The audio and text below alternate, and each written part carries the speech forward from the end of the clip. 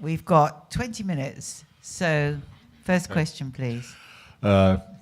Jefferson Lee, convener of the Sydney Stop Privatisation of Sydney Public Transport Group, who's also going to the St Albans Folk Festival this weekend to recover from shoving my hand in 200 garbage bins over the last week, trying to claw back 10 cents, time by time, from the so-called recycling where Coca-Cola Amatil have been paid $300 million up front by putting up the cost of water and Coke by 10 cents an item.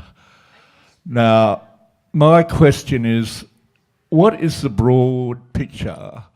I use that example of crawling around garbage bins and claiming 10 cents at a time as my struggle against imperialism on a personal level, and American Yankee Coca-Cola Amatil that own 90% of the water bottles in this town, which people seem to throw away after having one sip. My question relates to, where does imperialism fit into this pragmatic ALP activism that the first two speakers have evidenced by their somehow illusionary belief that somehow Luke Foley is going to lead us into an enlightened phase with Sally McManus by somehow increasing the wage levels and somehow bringing in a micro reform a la Bill Shorten with this tax on pensioners.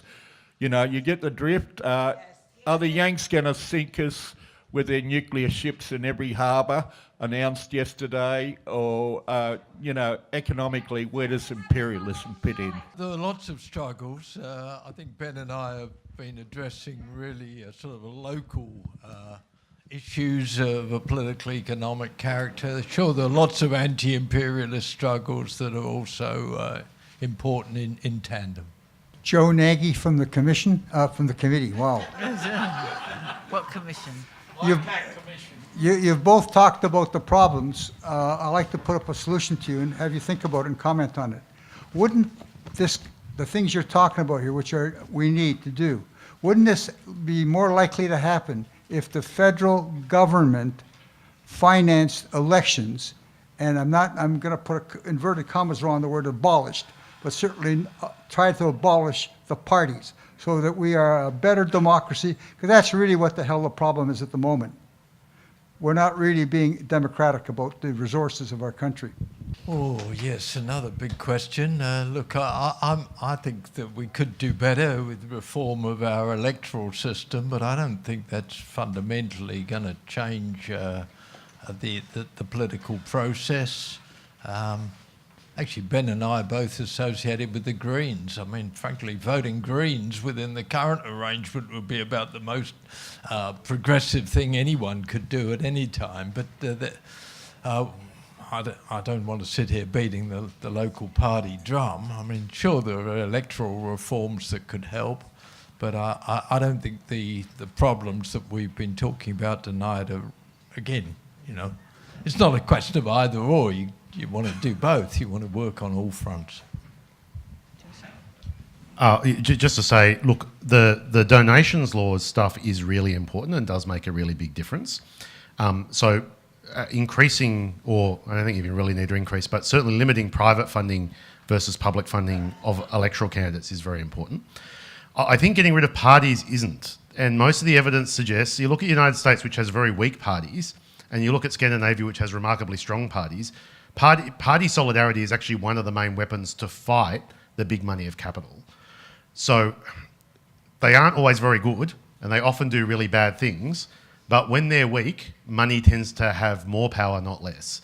I think localising democracy makes a big difference, and taking power out of the centre, giving more power back, say, to local councils would actually be helpful.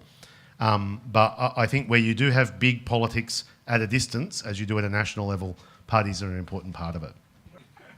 Economic policy in whose interests? Surely it must be China. Because China doesn't think neoliberal, they think more like Keynes. They believe in big government. They believe that government should invest in infrastructure and strategic industries. And they're moving on. So may I suggest that the neoliberal economies with minimal government have done great damage. And the longer they are glued to neoliberalism, the happier China will be. Thank you. May I invite your comments? Wow, this is the third question that wants to open up a bigger agenda. Yeah, but I mean, this is a really big one, because if you look on a world scale, I think I agree with you that the neoliberal capitalist economies are floundering, whereas the centralised planned state with capitalist characteristics is flourishing rather well. But, there's more to life than economic growth. Sure, when you're poor, you want to get rich, and, certainly when you've got a huge country with a massive population, lifting the bulk of the people out of poverty is surely of great benefit. But the international implications are much more problematic. I've just been reading Clive Hamilton's book about the influence of China in Australia, for example, which I find deeply troubling. But that's another story. But no doubt on the broader question of which political economic model is doing better, you're absolutely right. I think it is worth us noting, even though there's lots of problems with China, and I completely acknowledge all of those, we've just experienced one of the biggest declines in global poverty ever, and global inequality on a per-person level has actually declined over the last 30 years, almost entirely and only due to China and its enormous impact on raising the incomes of close to 1 billion people. So that is a monumental achievement. I think there are other substantial challenges ahead and problems associated with the system, but yeah, we should acknowledge that. Okay, thanks very much to our speakers. I wanted to raise the stakes even a little bit more. Frank mentioned the Thomas Piketty book, but I would say that there was another book written 150 years ago called Capital, which basically prefigured that book and put the whole issue on the table. What Thomas Piketty has done is given the statistics, which really backs up what Karl Marx predicted was a complete tendency towards concentration of wealth, and that's what's been happening over a long period of time. Now it's gone to the extreme. So my question is, what is now being put on the agenda right through the Western world and through the whole world is the S word, socialism. Because really, when it boils down to it, we can talk about reducing inequality, we can talk about tackling some of these problems. There's no fundamental way to tackle it other than to replace this entire system based on multinational capital by socialism. I know it's easier said than done. However, if we don't put that S word right up front, I don't think we can actually tackle these problems in the long run. We've got to find a way to replace this system root and branch. Thank you. Yeah. Actually, again, I agree with you, but of course the challenge is how to get from here to there.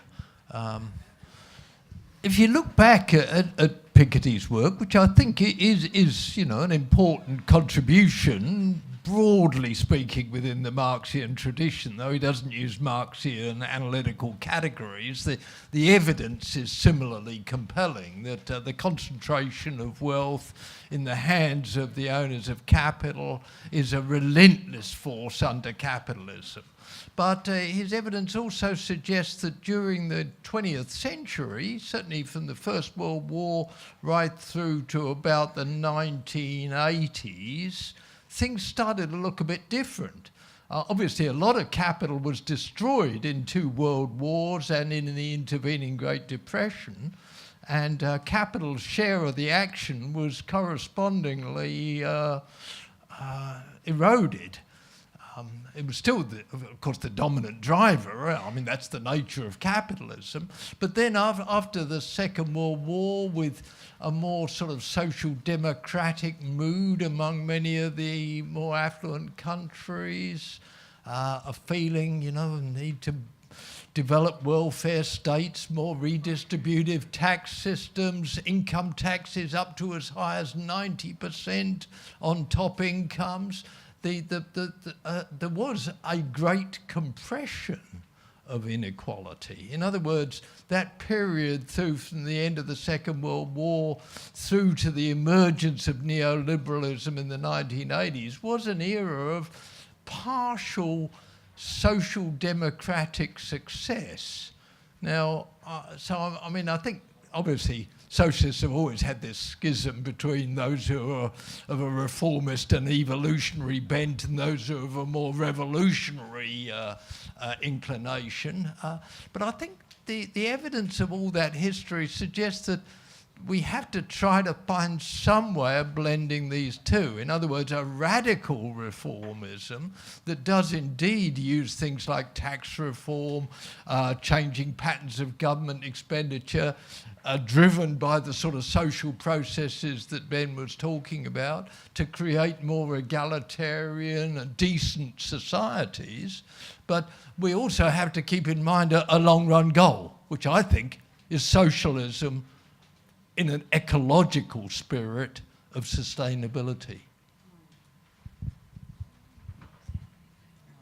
Very quickly, just to say, I think those two things often work in tandem, and one of the reasons social democracy was so successful was because there were strong socialist and communist movements that threatened governments in a way and capital in a way that meant that they were much more likely to accede to other solutions.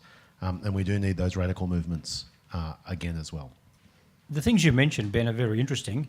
Could it be put simply as a comprehensive land tax and universal social wage? And Frank, you mentioned Clive Hamilton's book on China's influence on Australia. How about somebody write a book on the British Crown Corporation's overbearing influence on Australia, policy making, capital flow, everything like that? Good questions. Look, I think in Australia, even though I think it's possible to do it via the land tax kind of basic income model, it's a lot harder from where we are, partly because you've got, you know, at the moment, there's lots of pensioners whose house prices have gone up and feel like they're wealthy, but they actually haven't got any money from it. And were that to be taxed, they wouldn't really lose any money either. But from rates, they really would. From a land tax, they really would. And I think that does complicate it quite a lot. So focusing on the capital aspects of taxation, so taxing capital gains properly and getting rid of negative gearing, I think is just a much easier and more equitable way to move from where we are to where we're going. Even though you could also do it with land taxes, I just think it's politically much harder to do it that way. But it's the same kind of thing in principle. Social wage? And yeah, absolutely, we need both a social wage in the sense of a basic income, and we need decent minimum wages and a job guarantee. That's how we get there. I'm on the same page there. I've been a long-term advocate of land taxes as a major source of revenue and a driver of capturing the economic surplus that comes from unearned income to landowners. This is an important element, but I'm increasingly convinced that we also need to operate on inheritance taxation much, much more strongly. It's not a question of either or, because a lot of the inherited wealth is landed property. But in the absence of inheritance tax in Australia, all those tendencies towards the growing concentration of wealth are so much more pronounced. Yeah, I mean, the British even, bastards that they are, there we go. Come on, let's all celebrate royal births. Let's enjoy our British heritage, ladies and gentlemen. No, seriously. The Brits have always had an inheritance tax. When my parents died there, sure, the state took part of the modest estate, and my brother and I, who were the principal beneficiaries, what do? You cop it, of course. You know, that's fine. It's it's unearned income anyway. I mean, we spent a little bit of time looking after our parents when they got older, but in no sense of the imagination could you say that most people's inheritance is earned income in the same way in which income from work for wages is income. So a bloody good inheritance tax is crucial. And in my new book, I'm setting out the case for actually making inheritance tax part of income tax, not a separate tax, so that whoever inherits, that income counts like any other income as taxable income. You might be able to spread it over a few years to avoid the peaking problem, but there's no reason why income from inheritance should be taxed at a lower rate than income from work.